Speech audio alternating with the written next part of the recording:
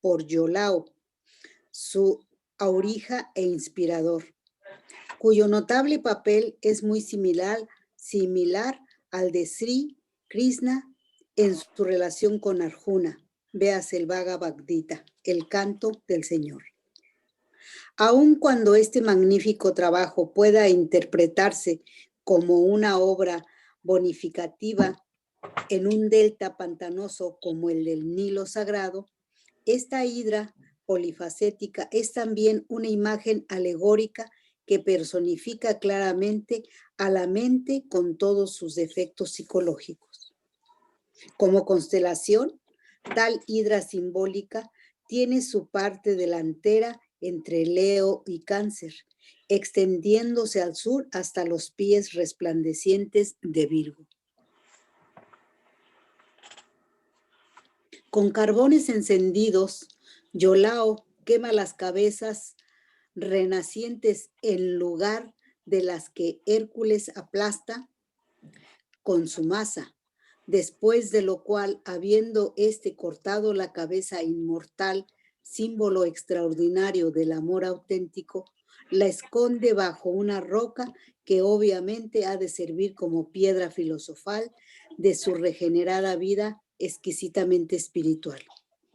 Escrito está con caracteres de fuego en el libro de la vida: quien quiera subir debe primero bajar. A cada exaltación le precede siempre una terrible humillación. Incuestionablemente, yo anhelaba de verdad y con todas las fuerzas de mi alma subir, ascender al cielo de Mercurio, el de Bachán de los Indostanes, el mundo mental superior, la morada de los arcángeles. Empero fue indispensable antes bajar, descender a los infiernos de la mente para destruir allí a la hidra de Lerna.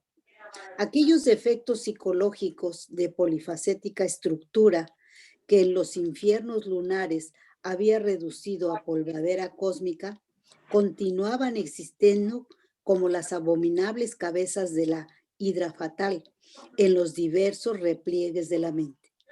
Horripilantes criaturas animalescas, asqueantes engendros abismales, personificaban claramente a cada uno de mis propios defectos psicológicos. Uno puede darse el lujo de comprender cualquier error psicológico, sin que por tal motivo haya capturado su honda significación. Incuestionablemente necesitamos con urgencia máxima, inaplazable, no solo comprender, sino también atrapar el hondo significado de aquello que queremos eliminar. Eliminar las cabezas, defectos psicológicos de la hidra de Lerna, solo es posible mediante la electricidad sexual trascendente durante el Sahaja Maituna en la forja de los cíclopes. Como quiera que la cópula metafísica en la novena esfera es una forma de la oración, yo suplicaba en esos instantes a Devi Kundalini. Goethe, el gran iniciado alemán, adorando a su divina madre Kundalini, lleno de éxtasis, exclamaba: Virgen pura en el más bello sentido, madre digna de veneración, reina elegida por nosotros y de condición igual a los dioses. Anhelando morir en sí mismo, aquí y ahora, durante el coito químico, aquel gran bardo decía: flechas traspasadme, lanzas sostenedme, masas heridme, todo desaparezca, desvanézcase todo, brille la estrella perenne, foco de eterno amor. Incuestionablemente, yo siempre procedí en forma muy similar y la hidra de Lerna, poco a poco, lentamente, fue perdiendo cada una de sus abominables cabezas. En cierta ocasión, hallándome en el Tíbet oriental, dentro de un monasterio, tuve la ocurrencia de decirle a mi madre Kundalini lo siguiente. Tú y yo platicamos y parecemos dos personas diferentes y sin embargo somos el mismo ser. No está de más aseverar enfáticamente que la respuesta fue ciertamente extraordinaria. Sí, hijo mío, tú y yo somos el mismo ser, pero derivado. En nombre de la verdad, confieso francamente y sin ambages que sin el auxilio inmediato de mi divina Madre adorable, de ninguna manera habría podido eliminar radicalmente la hidra de Lerna, mis defectos psicológicos en el subconsciente intelectual. Antes que la llama de oro pueda arder con luz serena, la lámpara debe de estar bien cuidada en lugar libre de todo viento. Los pensamientos terrenales deben caer muertos a las puertas del templo. La mente, que es esclava de los sentidos, hace al alma tan inválida como el bote que el viento extravía sobre las aguas. Cuando resplandeció victorioso el sol de la medianoche en el firmamento espiritual, volví al estado arcangélico que otrora había perdido y entré dichoso en el cielo de Mercurio. Aquí termina el cielo de Mercurio. Bueno, aparentemente como son cortitos, voy a continuar con el de Venus y creo que después sigues tú, Rosy. ¿Está bien? Juan y Rosy.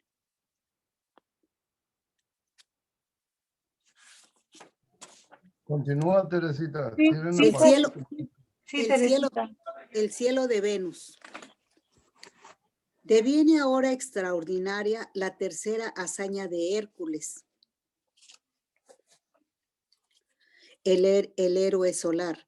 Quiero referirme enfáticamente a la captura de dos animales, suave el uno, como veloz, turbulento y amenazador el otro, la cierva serenita y el jabalí de Erimanto. Podemos y hasta debemos identificar estos famosos cuadrúpedos con las dos resplandecientes constelaciones australes más próximas a las estrellas de Géminis, que se hallan cerca de los dos centauros, con los que Hércules sostiene una lid sangrienta. En la cierva de pies de bronce y cuernos de oro, sagrada a Diana y disputada por Apolo, el dios del fuego, podemos ver una clara alusión al alma humana, el esposo de la Valquiria, el mana superior de la teosofía. Y en el terrible jabalí, perverso cual ninguno, está el símbolo viviente de todas las bajas pasiones animales. No está de más aseverar en estos instantes que yo anhelaba muy sinceramente y con todas las fuerzas de mi alma entrar al cielo de Venus, al mundo causal, la morada de los principados. Empero es claro que necesitaba primero hacer méritos, reducir a polvadera cósmica al espantoso jabalí. Bajar es necesario antes de subir. A toda exaltación le precede siempre una terrible humillación.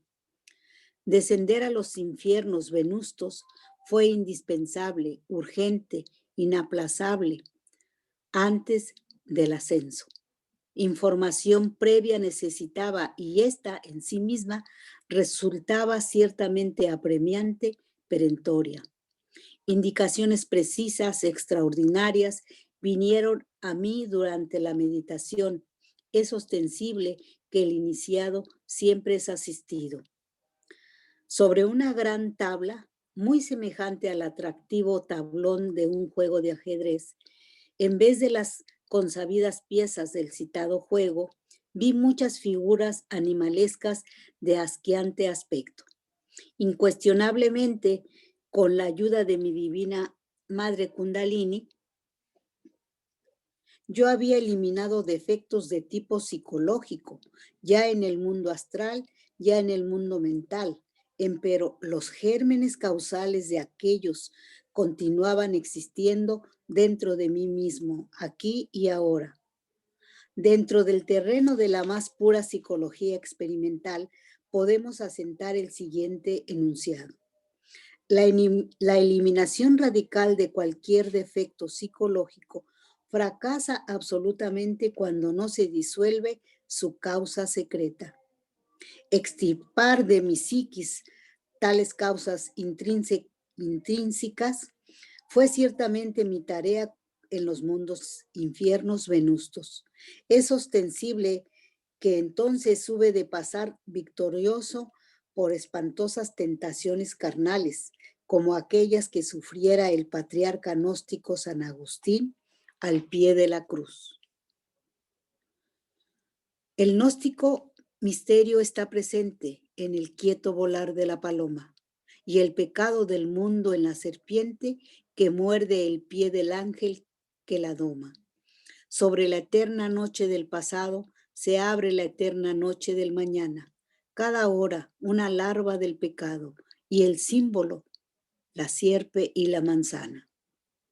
Inmensa es la multitud de los delitos cuyos gérmenes causales debía eliminar, aunque tuviese 100 bocas, 100 lenguas y voz de hierro, no podría enumerarlos todos. En el Tártaros, donde se castiga a los malvados, encontré también a 2 viejos amigos de la juventud. Uno aún vive, el otro ya es muerto. No está de más recordar a esos titanes de los antiguos tiempos que quisieron escalar el cielo. Sufren ahora en los abismos encadenados por la ira de Júpiter.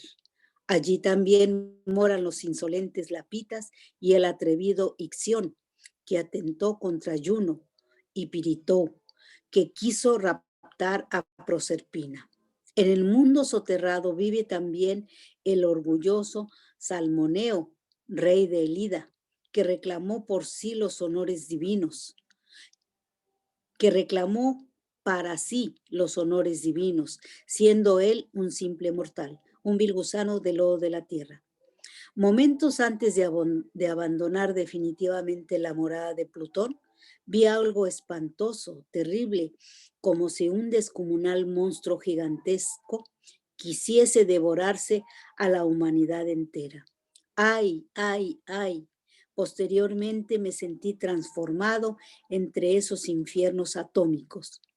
El Cristo cósmico entró en mí y yo me perdí en él. Entonces, multitud de madres me trajeron sus niños y yo, lleno de éxtasis, exclamé: dejad que vengan los niños a mí, porque de ellos es el reino de los cielos. Cuán feliz me sentí con el cuerpo causal transformado.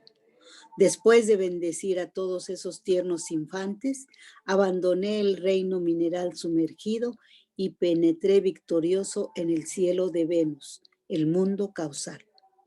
Fue así como reingresé al estado de los principados que otrora había perdido, cuando en la meseta central de Asia cometiera el mismo error del conde Zanoni.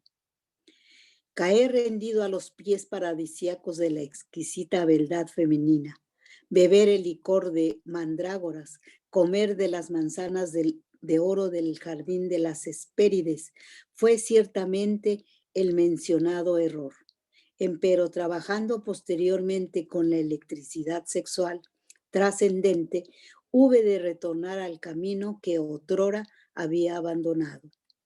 Ese mundo causal maravilloso o mundo de la voluntad consciente, tantas veces citado por el señor Ledbetter, Annie Benson, Arthur Power, Rodolf Steiner, Elena Petrova Blavatsky, etc., ostensiblemente es terror de amor y ley.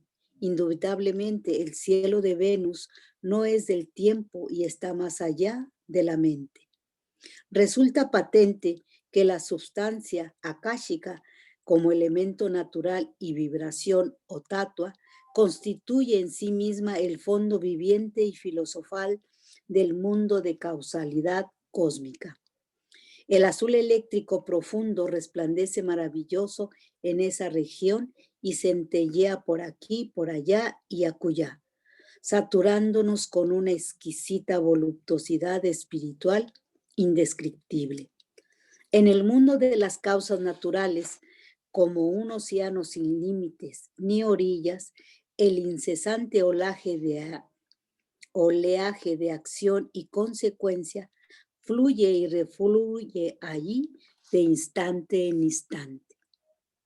Es evidente que no existe causa sin efecto ni efecto sin causa. A toda acción le sigue una reacción. De cualquier acto siempre se desprende una consecuencia, o mejor dijéramos, serie de consecuencias.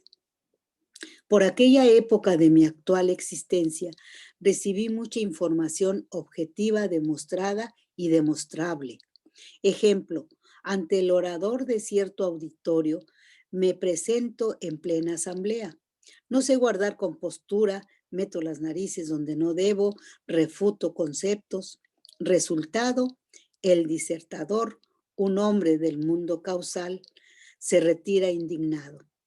Posteriormente, el conferencista aquel comenta con otros mi actitud y esto se convierte de hecho en toda una serie encadenada de consecuencias. En el mundo causal vi también con asombro místico el porvenir que le aguarda al planeta Tierra y a las humanas criaturas que en este mundo físico moran. Vestido con el cuerpo causal, me vi de pronto metido dentro de un gran patio ferroviario. Ciertamente el movimiento gnóstico es un tren en marcha. Unos pasajeros suben en una estación y se bajan en otra. Raros son aquellos que llegan hasta la estación final. Posteriormente, hube de sumergirme entre el infinito espacio estrellado. Necesitaba investigar algo en el anfiteatro de la ciencia cósmica. Sorprendido, admirado, puesto que todavía no he perdido la capacidad de asombro, pude percibir con el ojo de Dagma u ojo de Shiva algo insólito e inusitado. Ante mi vista espiritual apareció la tierra sitiada a muerte por 12 gigantes descomunales, negros, siniestros, amenazantes, las 12 constelaciones zodiacales, agenciando la cristalización definitiva del karma mundial. Gentes de otros mundos no ignoran la gran catástrofe que sobrevendrá y se acercarán con sus naves para registrar o fotografiar el cataclismo. He ahí el Apocalipsis de San Juan en plena marcha, colisión de mundos. ¡Ay, ay, ay! Resulta oportuno citar en esta parte algunos versículos extraordinarios del Corán. Entre los signos que deben preceder a la llegada de la hora postrera, se halla el que la luna se partirá en dos, pero a pesar de ello, los incrédulos no darán crédito a sus ojos. Es obvio que en modo alguno puede tratarse de una división geológica o física de nuestro vecino satélite. Interprétese esto en forma política y militar. Las grandes potencias se disputarán la luna. Cuando se toque la trompeta por primera vez, cuando la tierra y las montañas sean llevadas por los aires y machacadas en un solo golpe, cuando el cielo se desgarre y caiga en pedazos, ese día será el día inevitable. Colisión es el término preciso. El planeta Tierra chocará con otro mundo que se viene acercando peligrosamente. El golpe que será el día del juicio final. Quienes tengan obras que pesen en la balanza tendrán una vida agradable. Quienes ligeras tendrán por morada la fosa ardiente de los mundos infiernos. Cuando la tierra tiemble con ese temblor que le está reservado, cuando haya vomitado los muertos que reposan en sus entrañas, el hombre se preparará para ser juzgado. El sol será desgarrado las estrellas caerán, las montañas serán puestas en movimiento y terminarán estrellándose contra el suelo. El cielo estallará en 1000 pedazos y los mares y ríos confundirán sus aguas. Las tumbas se entreabrirán y resucitarán los muertos.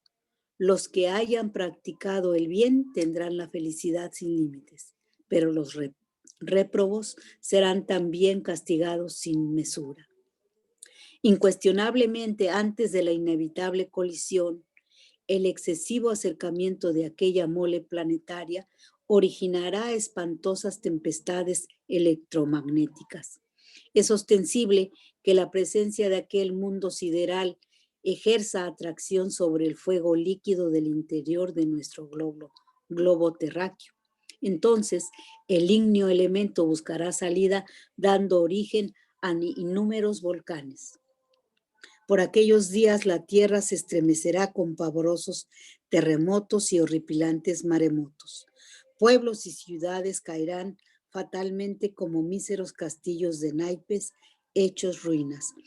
Olas monstruosas jamás vistas azotarán con furia a las arenosas playas y un sonido muy extraño surgirá de entre el fondo de los mares. Indubitablemente la radiación extraordinaria de aquel planeta matará a millones de criaturas y todo se consumirá en apocalíptico holocausto. Pedro o Patar, el gran hierofante, dijo: mas el día del Señor vendrá como ladrón en la noche, en el cual los cielos pasarán con grande estruendo y los elementos ardiendo serán deshechos, y la tierra y las obras que en ella están serán quemadas.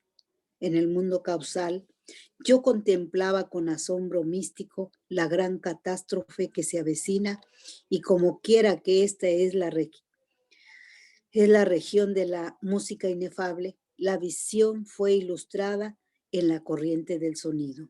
Cierta deliciosa sinfonía trágica resonaba entre los fondos profundos del cielo de Venus. Aquella partitura asombraba, en general, por la grandeza y majestad, y por la inspiración y belleza de su traza, por la pureza de sus líneas y por el colorido y matiz de su sabia y artística instrumentación, dulce y severa, grandiosa y terrorífica, dramática y lúgubre a la vez. Los trozos melódicos fragmentarios, leitmotivs, que se oyeron en el mundo causal, en las diferentes situaciones proféticas, son de gran potencia expresiva y en íntima relación con el gran acontecimiento y con los sucesos históricos que inevitablemente le precederán en el tiempo. Hay en la partitura de esa gran ópera cósmica fragmentos sinfónicos relacionados con la Tercera Guerra Mundial, sonoridades deliciosas y funestas, sucesos horripilantes, bombas atómicas, radioactividad espantosa en toda la Tierra, destrucción total de las grandes metrópolis, enfermedades desconocidas, contiendas incesantes aquí, allá y acullá, etcétera. Entremezclados con un arte sin precedentes, se oyeron los temas relacionados con la destrucción de Nueva York, París, Londres, Moscú, etcétera, etcétera, etcétera. Ok, Rosy. Pues continúa el cielo de sol. Bueno, no sé si Juan nos gustara comentar algo. Ok. Juan, enter the waiting room. Ok. El cielo del sol, Rosy. Sí, el cielo del sol. El cielo del sol. La siguiente obra de Hércules, el héroe estelar, es ciertamente la limpieza extraordinaria de los famosos establos de Ogías, rey de la Elida, cuya hija conocedora de las virtudes de las plantas componía con ellas mágicos brebajes. En tales redichos establos, viva representación simbólica de nuestros propios fondos subconscientes sumergidos que hospedaban a sus innumerables rebaños, esos múltiples agregados psíquicos bestiales que constituyen el ego, y entre ellos 12 cándidos toros alegorizando el karma zodiacal. Se había acumulado la suciedad de varias generaciones. Incuestionablemente, Hércules debía limpiar esos establos en un solo día. Dicen las viejas tradiciones que se pierden en la noche de los siglos, que lo logró haciendo un agujero en la pared y desviando luego el curso de un río para que sus aguas los inundaran. Este último trabajo puede, por lo tanto, identificarse con Acuario, casa zodiacal de Urano, Ur-Anás, el fuego y el agua primordial, simbolizando claramente las corrientes sexuales en el organismo humano. Urano como primer rey divino de la primera Atlántida, es el regente de nuestras glándulas sexuales. Urano, el Asuramaya, es realmente el primer revelador de los misterios de la vida y de la muerte. Es ciertamente Ur-Anás, el fuego y el agua primordiales, primievales, quien determinan intrínsecamente el primer culto lunisolar de la andrógina Io. Io, Pitar, es el sol, Menes o Maní es la luna. Om Mani Padme Hum.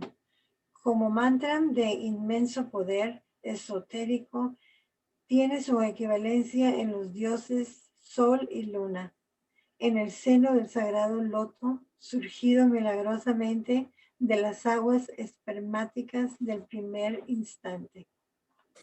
Dice la leyenda que los siglos de Urano tuvo 45 hijos de diversas mujeres y que además tuvo de Titaea otros 18 hijos. Estos últimos recibieron el colectivo nombre de titanes por causa de su madre. Adicionando entre sí por separado cada una de estas cantidades cabalísticas, tendremos los siguientes resultados. 45 se compone, 4 más 5 igual a 9. El ermitaño del tarot, la novena esfera, el sexo. 18 es 1 más 8 igual a 9. El arcano 18 es el crepúsculo del tarot. Incluye al arcano 9 2 veces. Significa los enemigos secretos ocultos, la lucha subterránea en los dominios de la novena esfera, lo tenebroso. Ostensiblemente, Urano es el rey absoluto de las funciones sexuales, el amo de la nueva era Acuario. Como Titaea sobrepujaba a todas esas mujeres en belleza y virtudes, fue también puesta en el número de los dioses. Se nos ha dicho que sus fieles devotos, agradecidos por todos los bienes recibidos, la llamaron tierra.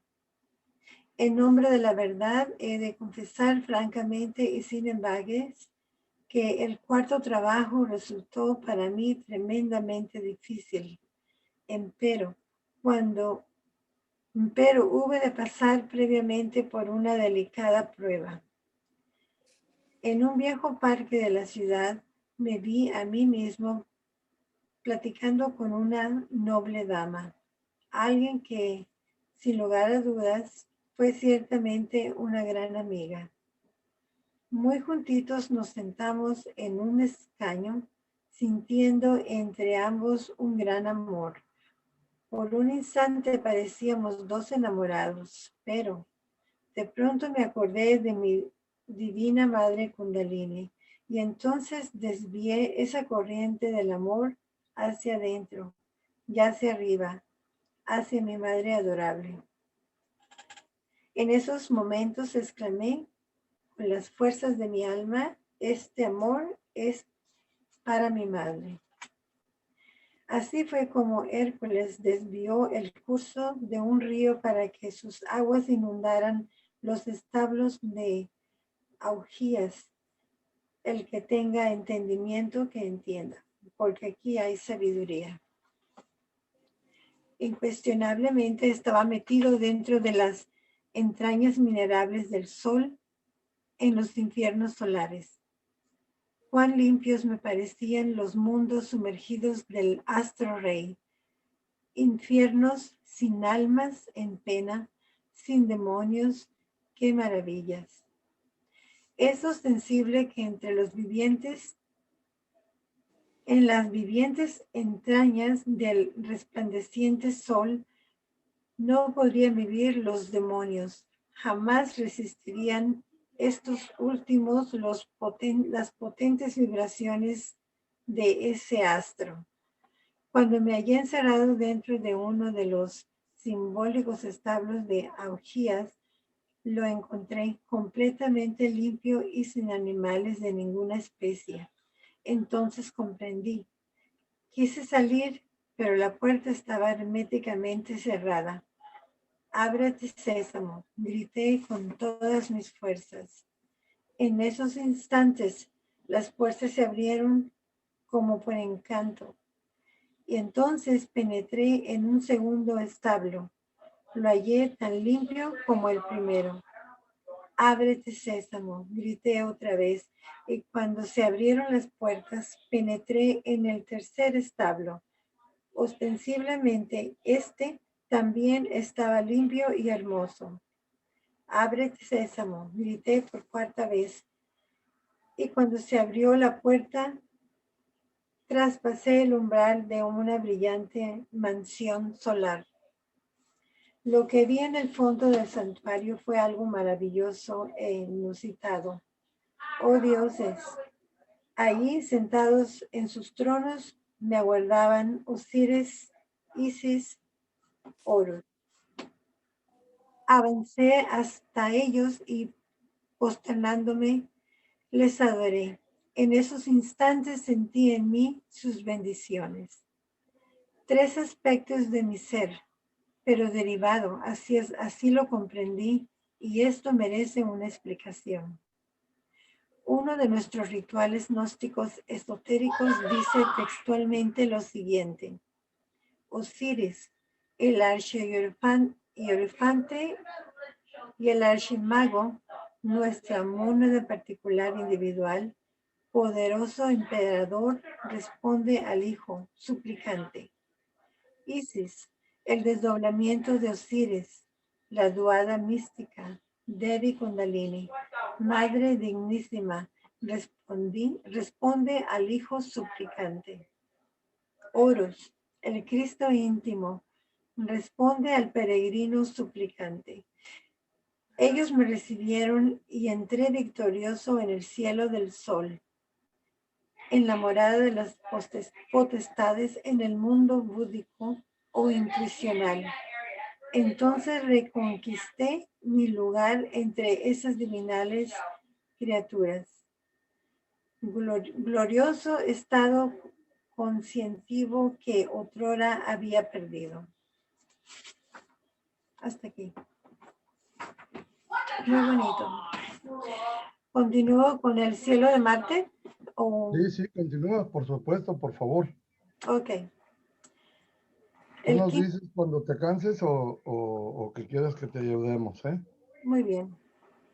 El quinto trabajo de Hércules, el héroe solar, fue la caza y destrucción de las aves antropófagas que tenebrosas habitaban las lagunas de Estinfalo y mataban a los hombres con sus bronceadas plumas, que a manera de flechas mortíferas lanzaban contra sus indefensas víctimas.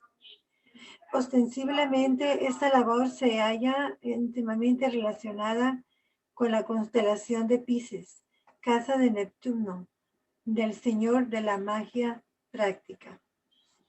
Incuestionablemente, aquellas aves antropófagas son las crueles arpías citadas por Virgilio, el profeta de Mantua.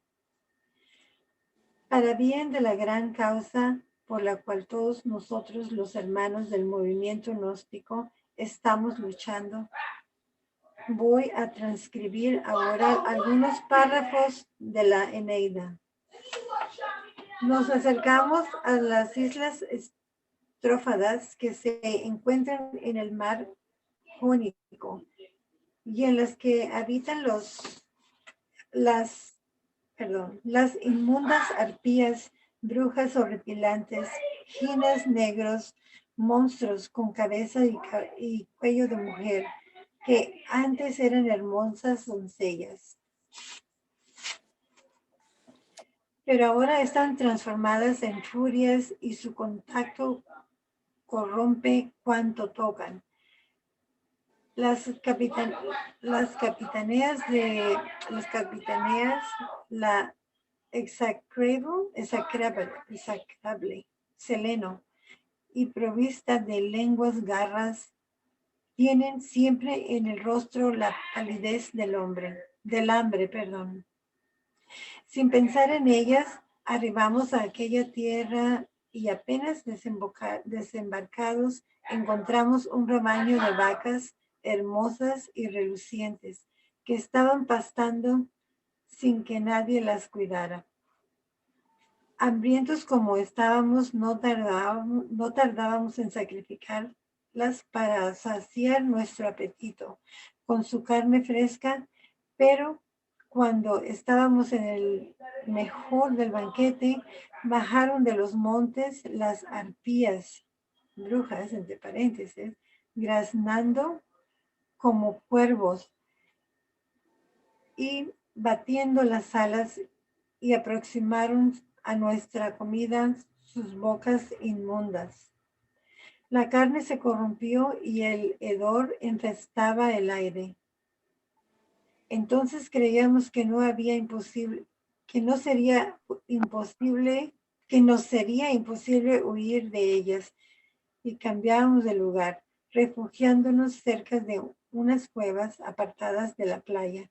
Pero por segunda vez, cuando nos disponíamos a comer, después de sacrificar nuevas reses, volvieron aquellos monstruos, aquellas aves antropófagas, y nos estropearon de nuevo el alimento.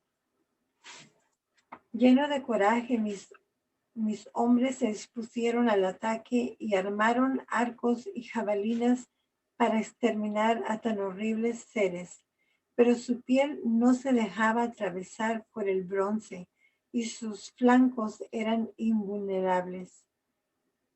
Entonces la horrenda Seleno dijo, gritando mientras revoloteaba sobre nuestras cabezas: ¿Por qué nos hacéis las guerras, insensatos? Los dioses nos han hecho inmortales. No os hemos ofendido sin justicia, porque vosotros habéis sacrificado muchas vacas de nuestro rebaño. En castigo voy a daros una maldición. Eneas y su estirpe andarán errantes por el mar antes de encontrar la tierra que buscan, y pasarán hambre. No podrán alzar las murallas de su nueva ciudad hasta que de tan hambrientos se hayan visto a devorar sus propias mesas. Estas extrañas palabras nos llevaron a nos llenaron de consternación, imprecando a los dioses que apartasen de nosotros tales amenazas. Abandonamos entonces aquella triste tierra y nos embarcamos de nuevo. Hasta aquí este insólito relato ocultista y esoterista. Continuemos ahora con las explicaciones. Muchas de estas arpías abismales, sorprendidas infraganti, han sido capturadas con ciertos procedimientos. Algunas tradiciones antiguas dicen, si ponemos en el suelo unas tijeras de acero abiertas en forma de cruz y si regamos mostaza negra alrededor de este metálico instrumento, cualquier bruja puede ser atrapada. Causa asombro el que algunos ocultistas ilustres ignoren que estas brujas pueden eludir la ley de la gravedad universal. Aunque parezca inusitada la noticia, nosotros aseveramos muy solemnemente que esto es posible metiendo el cuerpo de carne y hueso dentro de la cuarta dimensión. No es en modo alguno extraño que estas calchonas con sus zánganos metidas en su cuerpo físico dentro de la cuarta vertical, el hiperespacio, puedan levitar y viajar en pocos segundos a cualquier lugar del mundo. Es ostensible que ellas tienen fórmulas secretas para escaparse físicamente de este mundo tridimensional de Euclides. En términos estrictamente ocultistas, bien podemos calificar a esas arpías izquierdas y tenebrosas con el título de jinas negros, para diferenciarlas radicalmente de los jinas blancos. El organismo humano metido dentro de la cuarta dimensión, a despecho de todo lo que diga la ciencia oficial, puede asumir cualquier figura, cambiar de forma. Recordad, amados hermanos,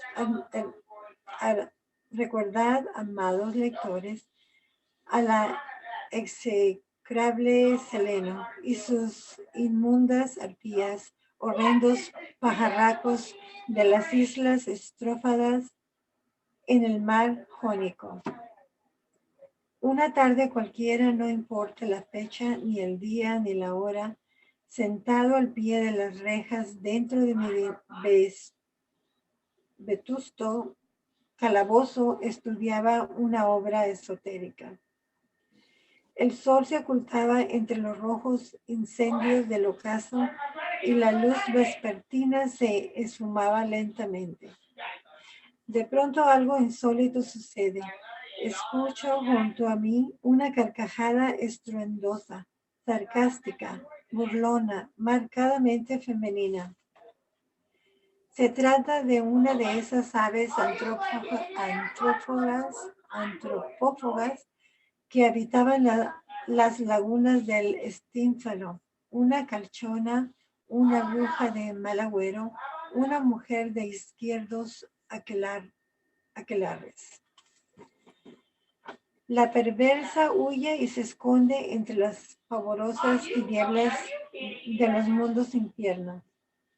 Así se inicia mi intrépido descenso entre las entrañas vivientes del reino mineral sumergido marciano. Antes de subir es indispensable bajar. Esa es la ley. A cada exaltación le antecede una espantosa y terrible humillación. Aniquilar dentro de mí mismo a esos elementos inhumanos, brujescos, a esas aves de mal agüero, fue ciertamente mi tarea en el tenebroso Tártaros. Aunque parezca increíble por lo inusitado de la noticia, es urgente saber que todos los seres humanos, sin excepción alguna, llevan en sus trasfondos inconscientes variados elementos hechiceros. Esto significa que en el mundo existen muchas gentes que sin saberlo practican inconscientemente la magia negra. Incuestionablemente, hasta los mismos santos de todas las religiones sufren lo indecible cuando se autodescubren.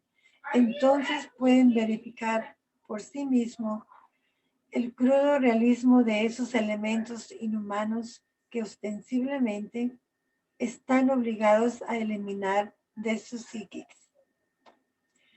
Cualquier adepto o místico o santo, en tanto no haya muerto radicalmente en todos y cada uno de los 49 departamentos del subconsciente, es más o menos negro. He ahí uno de los grandes motivos por los cuales no nos es dable condenar a nadie. Quien se sienta limpio de pecado, que arroje la primera piedra.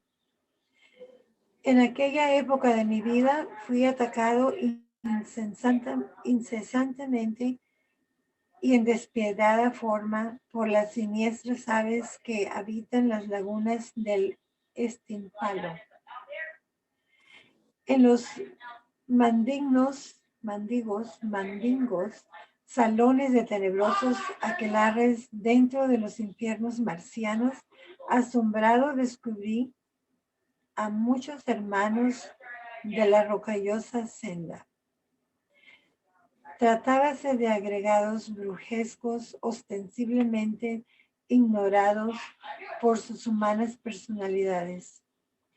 Concluí mis trabajos en los abismos minerales de Marte, ascendí victorioso al quinto cielo, el mundo del Atman, la morada radiante de las virtudes. Así fue como volví al cielo de Marte. Entonces reconquisté mi lugar entre esos sublimes seres, posición divinal que otrora había perdido. El objetivo de mis trabajos en los infiernos marcianos se había logrado eliminando de mi psiquis los elementos inhumanos. Mi conciencia quedaba libre. Los grilletes intelectuales habían sido aniquilados y mi conciencia liberada, fuera ya del horripilante calabozo de la mente donde por tanto tiempo morara prisionera. Había conseguido fusionarse, mezclarse con Atman, el inefable, mi real ser. Ah, sí, si las gentes comprendieran lo que es el calabozo del intelecto, si entendieran que viven prisioneras entre la cárcel de la mente, en completa bienandanza como hombre espíritu en el cielo marciano, lejos del cuerpo, de los afectos y de la mente, anduve conscientemente cual ave de luz resplandeciente, antítesis radical de otroras aves de sotras, aves siniestras de las lagunas de Estinfalo. En tales momentos de exquisita bienaventuranza hube de pasar junto a muchas obras simbólicas estructuradas en hierro puro. Es la región de Atman, el inefable, el mundo del más crudo realismo, la dimensión de las matemáticas. En el mundo tridimensional de Euclides jamás percibimos un sólido en forma íntegra unitotal.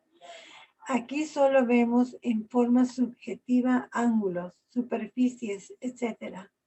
Empero, en la brillante región de Atman, no solamente percibimos sólidos en forma íntegra, sino que además hipersólidos incluyendo la cantidad exacta de átomos que en su conjunto constituyen la totalidad de cualquier cuerpo. Incuestionablemente, en el cielo de Marte gozamos realmente de la percepción objetiva más completa. Cuán feliz me sentía en esa región de las dichas infinitas. Empero, no todo en la vida son fiestas. También existen sufrimientos. Tú lo sabes. La sede del juicio celestial, donde se administra la justicia objetiva, siempre interviene. Un día cualquiera feliz en el mundo de Atman, vino a mí un juez de la ley de la catancia, el karma superior. Él se sentó ante una mesa y yo, con mucho respeto y veneración, hube entonces de responder a cargos.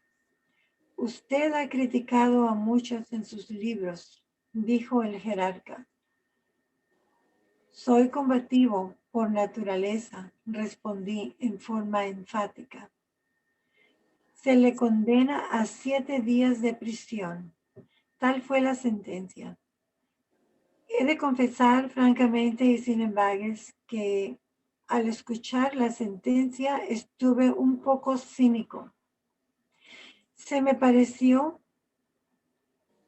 la cuestión esta a un caso tonto de policía, como cuando un muchacho se pelea con otro de una misma edad y lo meten unas cuantas horas en la cárcel. Empero ya en plano cumplimiento de la sentencia, sentí que este castigo era terriblemente doloroso. 7 días entre el horrible calabozo de la mente y después de haberme emancipado. 7 simbólicos días de amargura dentro de la cárcel pavorosa del intelecto. Ay, ay, ay. Y sí voy a pedir ayuda porque se me está acercando la garganta. Muchas. Ok, Sí, voy por agua. está bien. Gracias. Entonces entramos al capítulo 39, el cielo de Júpiter. Casi contigua a la brillante constelación de Piscis, se encuentra la de Tauro, que incuestionablemente se halla íntimamente relacionada con el trabajo esotérico trascendente. La captura del toro de Creta. Este había sido remitido a Minos por el dios Neptuno para que se lo ofreciera como holocausto, pero el rey codicioso lo retuvo indebidamente para sí, debido a lo cual el animal se tornó espantoso y amenazador, aterrorizando a todo el país.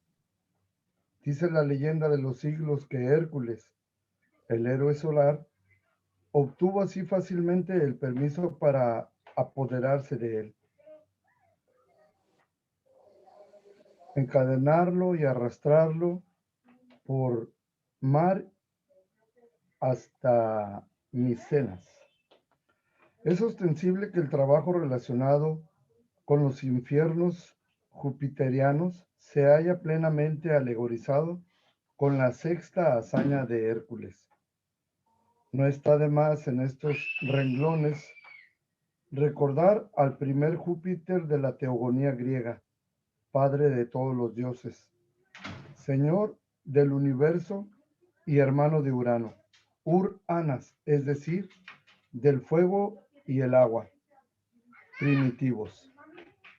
Pues es sabido, según el clásico, que en el panteón griego figuran cerca de 300 Júpiteres, o Júpiter. En su otro aspecto de Jove o Yod-Hebe, es el Jehová macho y hembra o andróginos y colectivos Elohim de los libros mosaicos Adam Kapmon de los cabalistas. El Iacho o Inacho de la Anatolia, que también es Baco o Dionisios de fenicios, continuadores de la primitiva teogonía de Sanchoniaton. El carácter siempre asignado a Júpiter, el venerable padre de los dioses, como hombre celeste, dio lugar a sí mismo a no pocos típicos nombres nórdicos, tales como el de Herman y hermanas, o Hermes, literalmente el hombre divino o el señor hombre, Alcides o el Cid, precursor teogónico de todos nuestros Cides prehistóricos del romancero.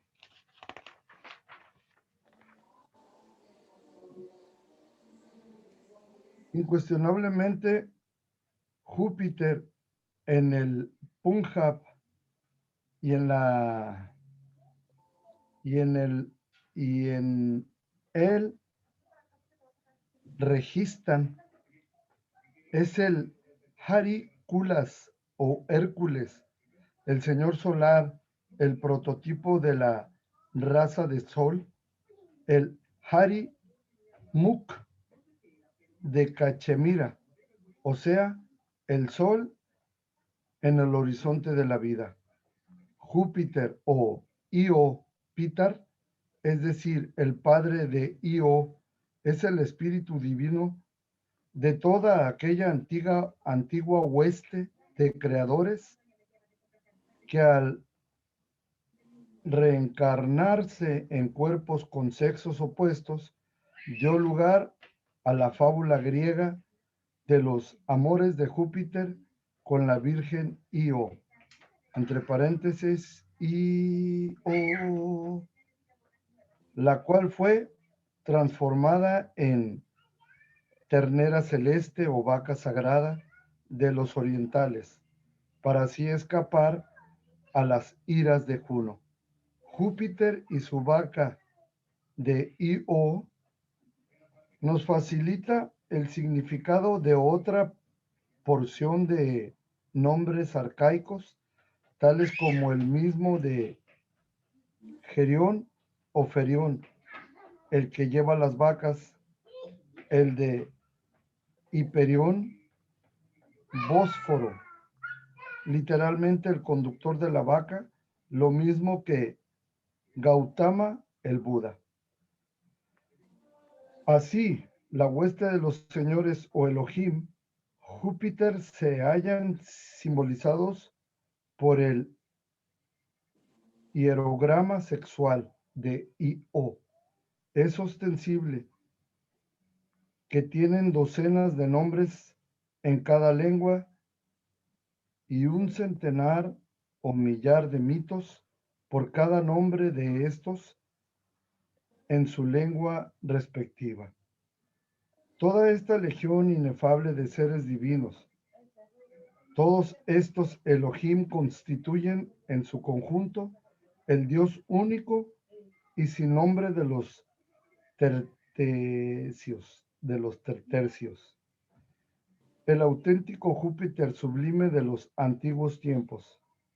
Desarrollada muy cuidadosamente esta temática trascendental, podremos deducir solemnemente lo siguiente: el cielo de Júpiter es la morada de los Elohim, el Nirvana. Aquellos devotos de la senda que al llegar a la quinta iniciación del fuego elijan el camino espiraloide, ingresarán al Nirvana. Desarrollo integral es diferente. En nombre de la verdad, debo de confesar francamente y sin ambajes que ese fue siempre mi mejor anhelo.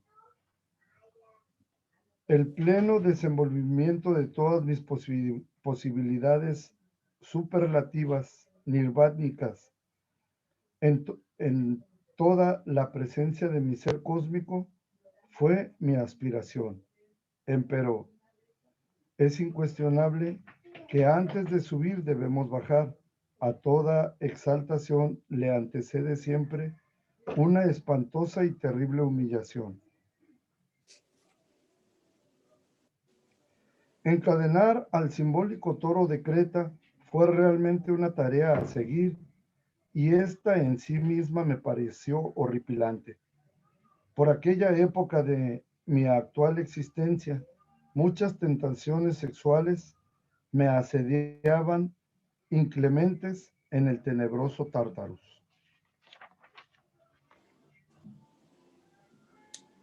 Autoexplorarme psicológicamente, descubrí a los tres en los trasfondos más profundos de mi propia mente al famoso toro de Creta.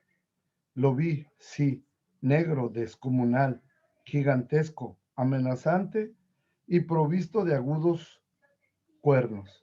Obviamente, se expresaba en mi psiquis con fuertes impulsos sexuales, pasionales y reflexivos. Fue urgente encadenar a la tenebrosa bestia. Fue indispensable desintegrarla, reducirla a polvadera cósmica. Indubitablemente fui asistido por mi divina madre Kundalini, la serpiente ígnea de nuestros mágicos poderes. Este gran evento cósmico se celebró con una fiesta en el templo maravilloso de Júpiter. Entonces muchos reyes y sacerdotes de la naturaleza, revestidos con la púrpura sagrada, me dieron la bienvenida. Así fue como reingresé al cielo de Júpiter, a la morada de las denominaciones, a la felicidad nirvánica. De este modo, eliminando elementos infrahumanos, reconquisté mi puesto entre esas jerarquías inefables. Estado conscientivo que otrora había perdido cuando en la meseta central del Asia, hace ya cerca de 1.000.000 de años, cometiera el error de comer del fruto prohibido. Bueno, hasta aquí termina el capítulo 39. Y continuamos con el capítulo 40, el cielo de Saturno. El séptimo trabajo de Hércules, el héroe solar, es la subsecuente captura de las yeguas de Diomedes, hijo de Marte y rey del pueblo guerrero de los Bistonios, que mataban y se comían a los náufragos que llegaban a esas costas. Hércules y sus compañeros solo logran apoderarse de aquellas bestias después de feroz combate con los Bistonios, quienes con Diomedes habían acudido a defender sus posesiones, a los que vencen, quedando el rey dado en pasto a esas hembras antropófagas. En los infiernos saturnianos hube de capturar y destruir a las yeguas de Diomedes, infrahumanos elementos pasionarios profundamente sumergidos en mis propios abismos inconscientes. Simbólicas bestias junto a las aguas espermáticas del primer instante, dispuestas siempre a devorarse a los fracasados. Por aquella época de mi actual existencia, fui atacado incesantemente en el tenebroso Tártarus. Los adeptos de la magia, de la mala magia atlante, resolvieron combatirme con inaudita ferocidad y yo hube de defenderme valerosamente.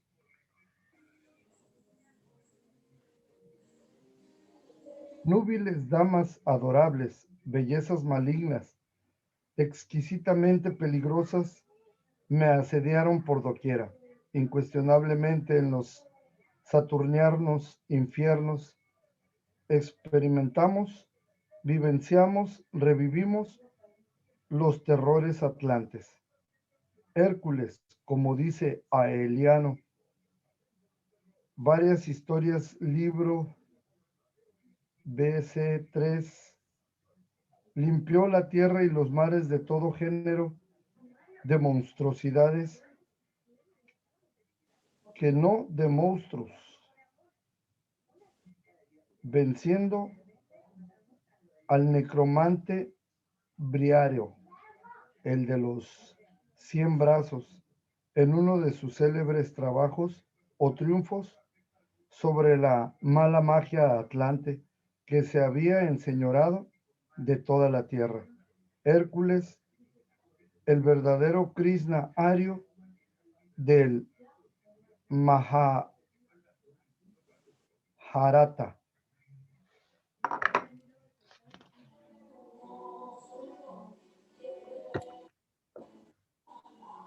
Presintiendo la catástrofe final atlante que se avecina y con ella la de la separación del divino jardín de las Hespérides, trasplantó doquiera fue, es decir, en todo el Punjab, el Asia Menor,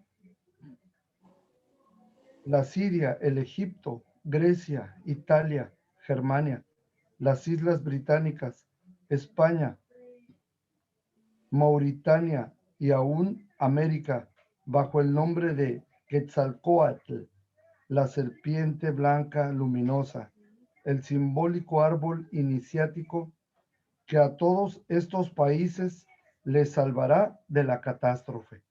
Empero escrito está, de todo árbol del huerto podrás comer, mas del árbol de la ciencia del bien y del mal no comeréis, porque el día que de él comieres, morirás.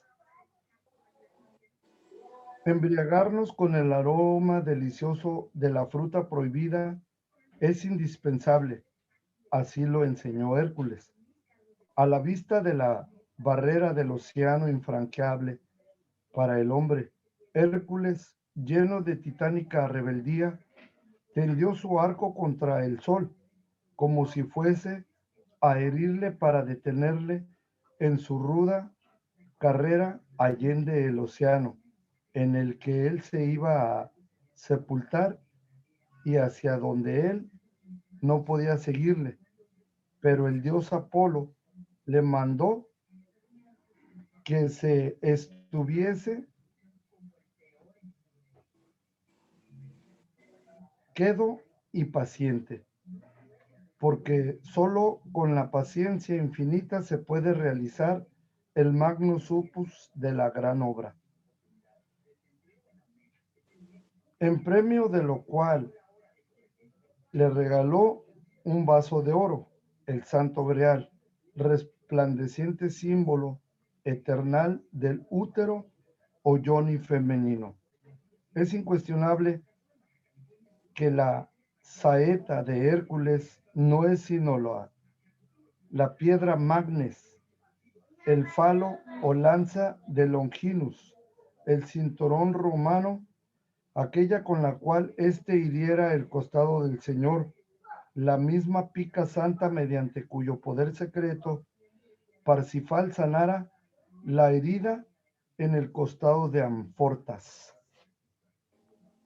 Con los milagrosos poderes de estas reliquias veneradas, derroté en cruentas batallas al rey de los Bistonios, a los caballeros del Grial Negra, a Klingsor, el ego animal.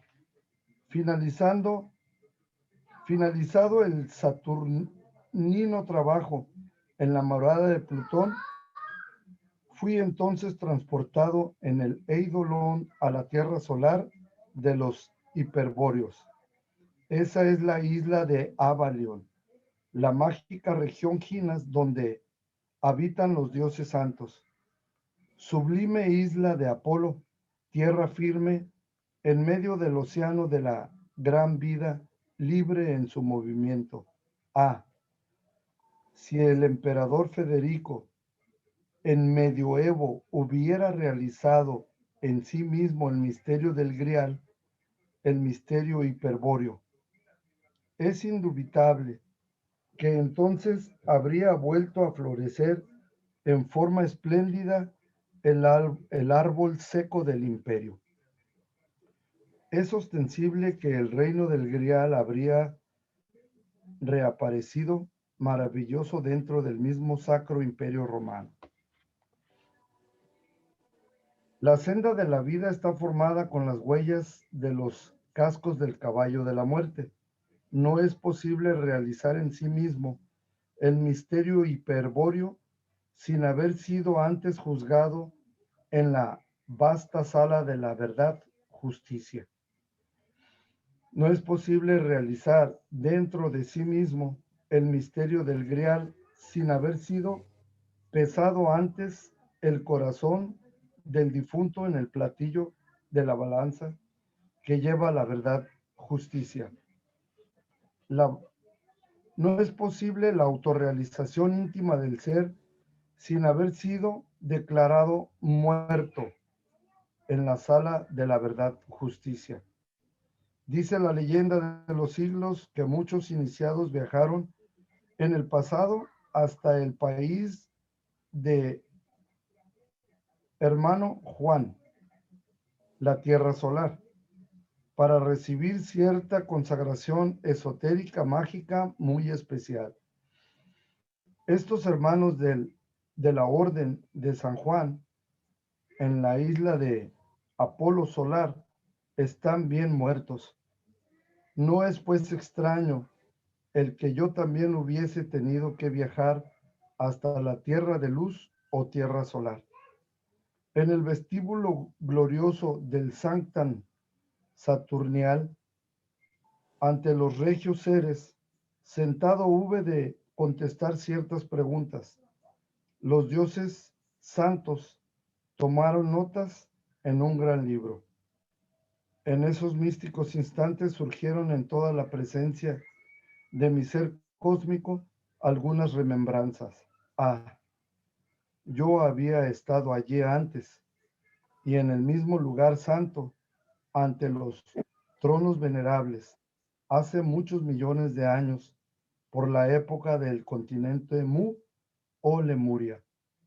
Ahora regresaba victorioso después de haber sufrido mucho. Ay, ay, ay. Llenados los indispensables requisitos esotéricos, salí del vestíbulo y entré en el templo. Incuestionablemente el templo de Saturno en la Tierra solar, Gina, de las regiones septentrionales, estaba lleno de intensas tinieblas. Es ostensible que el Sol y Saturno alternan su trabajo en el gobierno del mundo. Y vi tronos y se sentaron. Los ángeles de la muerte iban y venían por aquí, por allá y acullá. Gentes divinas llegaron al templo, vinieron de diversos lugares de la isla encantada, situada en el extremo del mundo. Tule ultima a sole nomen avens. Agri anem Baejo, el país septentrional de los viejos persas, donde está ubicado mágicamente el palacio del rey Arturo, como el Midgard.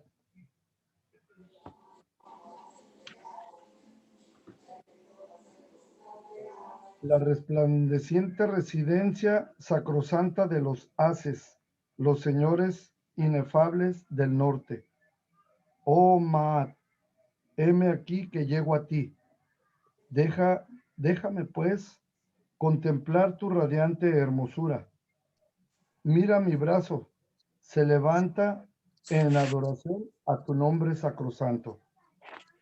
Oh verdad, justicia, escucha, llego ante los lugares en que los árboles no se dan, en que el suelo no hace surgir las plantas. La figura esquelética del dios de la muerte en el estrado del santuario pesó mi corazón en la balanza de la justicia cósmica ante la humanidad divina. Aquel verbo de potencia ante los brillantes seres vestidos con los cuerpos gloriosos de Ham-Ur me declaró muerto. En la tarima del santuario se veía un simbólico ataúd, dentro del cual aparecía mi cadáver. Así fue como volví al cielo de Saturno, al Paranirvana, la morada de los tronos. Así fue como reconquisté este trabajo jerárquico que otrora había perdido, cuando cometiera el grave error de comer de las manzanas de oro del jardín de las Hespérides. Posteriormente, pasé por la ceremonia de la muerte. El retornar a casa, me hallé con algo inusitado. Al retornar a casa, me hallé con algo inusitado. Vi carteles funerales en los muros de mi mansión, anunciando mi muerte e invitando a mi sepelio. Cuando traspasé el umbral, encontré con místico asombro un ataúd de color blanco y muy hermoso. Es ostensible que dentro de aquella caja funeral yacía mi cadáver completamente frío e inerte. Muchos parientes y dolientes alrededor de aquel féretro lloraban y sollozaban amargamente. Flores deliciosas embalsamaban con su aroma el ambiente de aquella pieza. Me acerqué a mi madre, que en esos instantes enjugaba con pañuelos sus lágrimas. Besé sus manos con amor infinito y exclamé: gracias te doy, oh madre, por el cuerpo físico que me disteis. Mucho me sirvió ese vehículo. Fue ciertamente un instrumento maravilloso, pero todo en la vida tiene un principio y un fin. Cuando salí de aquella morada planetaria, dichoso resolví flotar entre el aura del universo.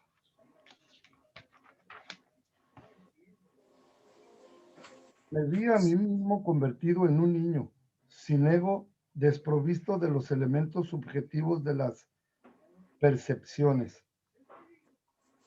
Mis pequeños zapatitos infantiles no me parecieron muy hermosos.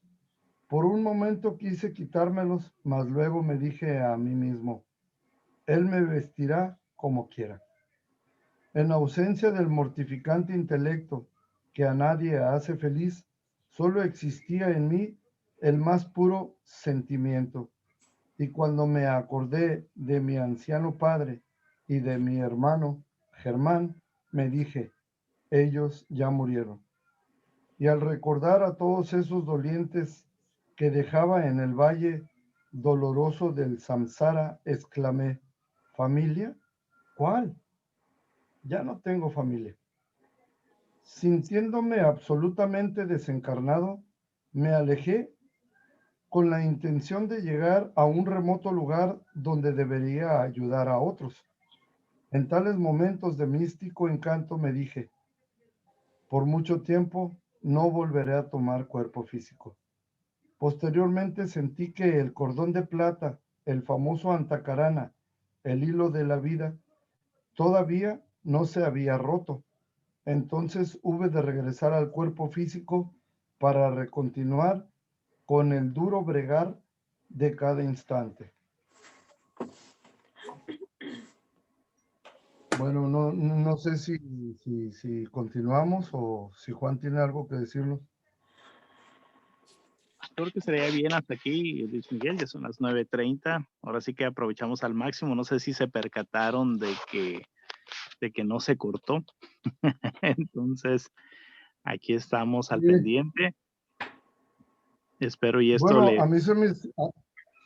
A mí sí me salió un cuadrito que decía, desea continuar y le volví a picar ahí, pero no se borró la imagen.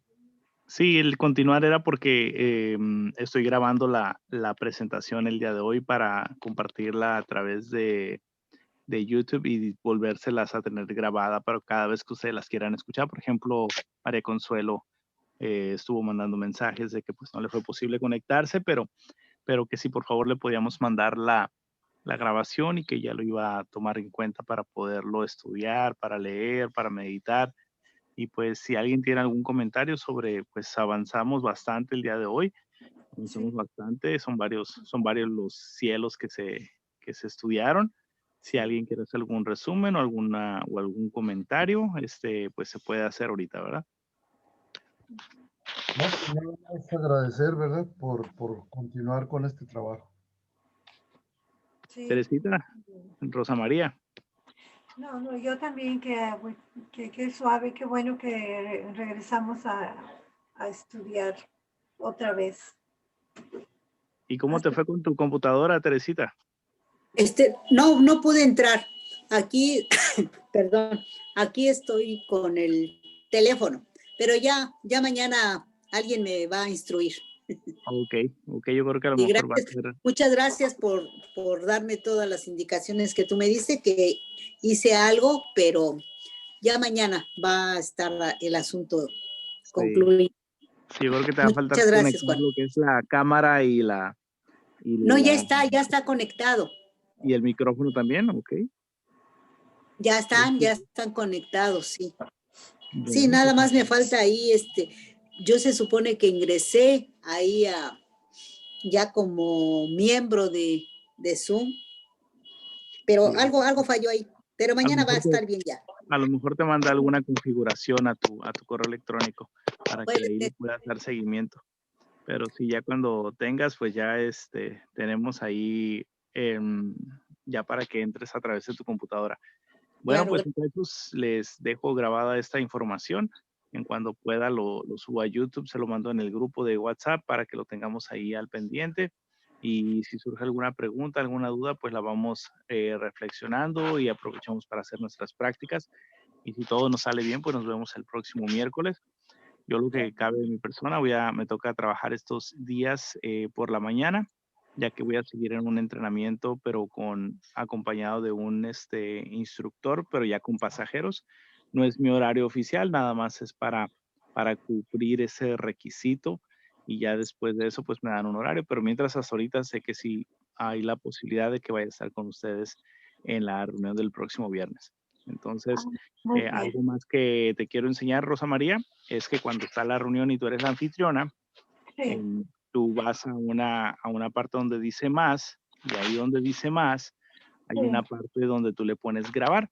Entonces, cada vez que tengamos una reunión, si en caso de que yo no esté, lo único que necesitas es, en un momento dado, ya cuando después o antes, no hay ningún problema, de los saludos, pero ya cuando vaya a empezar el tema de preferencia y te vas a esa opción, le pones más les notificamos a los compañeros que va a estar siendo grabado y ya lo grabamos para tenerlo nosotros como un récord y nos sirva para poderlo tener para cualquier información o duda que haya sobre el tema, ¿sale? Ok, espérame tantito, Juan Carlos.